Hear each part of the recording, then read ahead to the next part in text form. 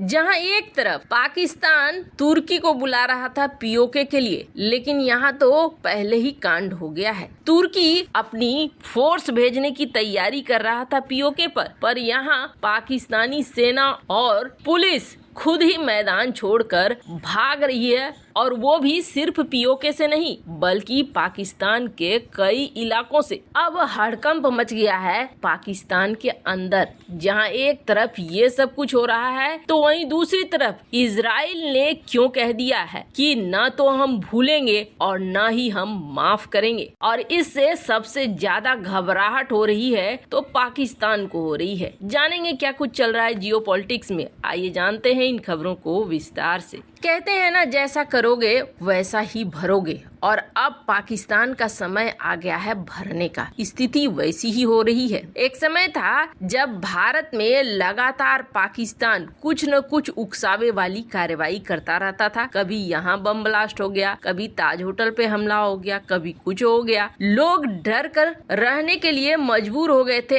ऐसे हालात बन रहे थे, ऐसा लग रहा था कि कभी बस के अंदर विस्फोट हो जाएगा। कहीं भी लग रहा था जैसे सुरक्षित नहीं है, माहौल बड़ा ही असुरक्षा वाला हो गया था। हालांकि अब काफी लंबे समय से इस तरह की कोई घटना नहीं हो रही है, और इसके लिए वाकई में नई सरकार को धन्यवाद देना चाहिए। कुछ घटनाएं हुई हैं, लेकिन उन घटनाओं का वापस से बदला भी लिया गया है, जिसके बाद पड़ोस में एक डर सा बना हुआ है। चलो, भारत ने अपनी सुरक्षा व्यवस्था काफी हद तक मजबूत कर ली है, और ये जम्मू कश्मीर में भी देखने को मिल रहा है। जिस तरीके से भारतीय सेना लगातार ठुकाई कर रही है आतंकियों की, वो भी देखने को मिल रहा है। आर्टिकल 370 के बाद जिस तरीके से जम्मू कश्मीर उभरा है और दुनिया के पटल पर दिखने भी लगा है भारत का काम, वो सारी चीजें भारत को एक सुरक्षित देश बना रही हैं। लेकिन पड़ोसी पाकिस्तान का क्या है, तो आपको बता दें, पड़ोसी पाकिस्तान में इस वक्त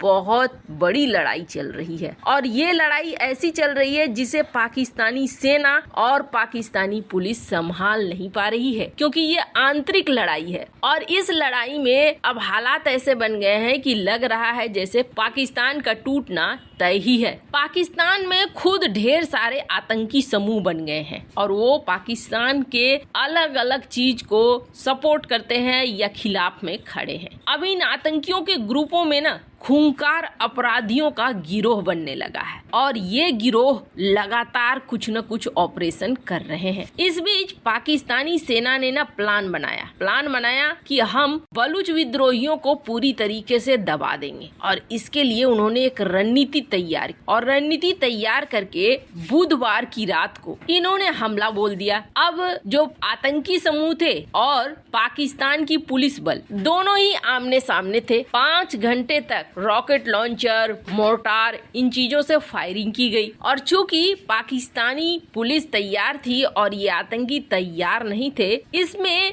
जो विद्रोही हैं उनका सरगना खुदा बख्श वो मारा जाता है। और इस दौरान ऐसा नहीं है कि पुलिसकर्मी घायल नहीं होते, 5 पुलिसकर्मी और 12 अन्य लोग भी घायल होते हैं। विद्रोहियों ने कई बुलेट प्रूफ वाहनों को भी उड़ा दिया, पर ज्यादा नुकसान हुआ उग्रवादी समूह का। एक तो उनका सरगना मारा गया, ऊपर से कई लोग घायल हो गए। अब अपने साथियों को उठाकर आतंकी ले गए और जंगलों में, ऊंची झाड़ियों में गायब हो गए। पुलिस ने करीब 1000 लोगों को तैनात करके रखा था कि हम 1000 लोगों के साथ इस ऑपरेशन में हिस्सा लेंगे, बलूच विद्रोहियों को मार भगाएंगे। और कहा यह जा रहा है कि इसके साथ साथ पाकिस्तानी सेना भी चीन के ड्रोनों का इस्तेमाल कर रही है बलूच विद्रोहियों के खिलाफ। अब हुआ ये है कि धीरे धीरे जो अलग अलग गुट थे बलूचिस्तान में वो एक हो गए हैं और BLA के अंदर आ गए हैं, यानी बलूच लिबरेशन आर्मी। और इन्होंने सीधे सीधे ये कह दिया है कि हमारा जो सरगना मरा है हम उसे शहीद घोषित करते हैं, और अब तैयार हो जाओ, हम अपना बदला लेंगे।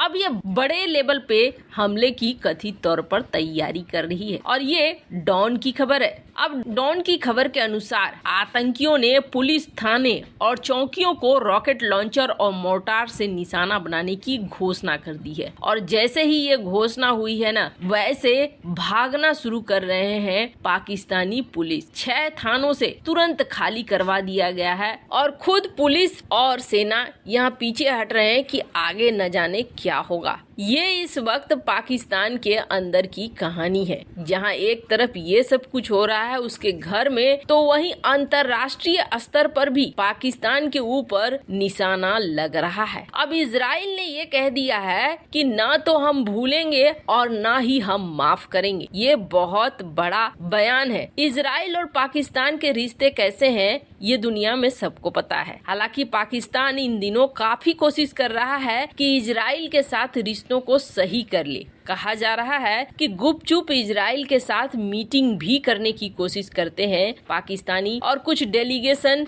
अमेरिका में भी इजराइल के साथ मुलाकात करते हैं ताकि रिश्तों को सही कर सकें। ऊपर तौर पर अगर आप देखेंगे तो इजराइल को पाकिस्तान मान्यता नहीं देता है। उसके पासपोर्ट में साफ साफ ये चीज लिखी हुई है। और इतिहास में भी पाकिस्तान ने इजराइल के लिए बुरे हालात किए थे। ऐसा समय भी आया था जिसमें इजराइल पूरी तरीके से तबाह हो जाता, इजराइल का नामो निशान मिट जाता अगर पाकिस्तान सफल हो गया होता तो। पाकिस्तान ने पूरी व्यवस्था कर दी थी इजराइल के नामो निशान को मिटने की। कैसे, ये हमने आपको अपनी पिछली वीडियो में बताया है। पर अब आप देखेंगे भारत और इजराइल मिलकर कई ऐसे काम कर रहे हैं जिस काम को पाकिस्तान बिल्कुल भी पसंद नहीं करेगा। जैसे कि भारत में 2 एक्सीलेंसी सेंटर का खोलना। भारत में इजराइल धीरे धीरे बहुत ज्यादा एंट्री कर रहा है और खास तौर पर जम्मू कश्मीर के इलाके में, और ये पाकिस्तान को पसंद नहीं है। पाकिस्तान ने इसके लिए विरोध भी जताया है। पर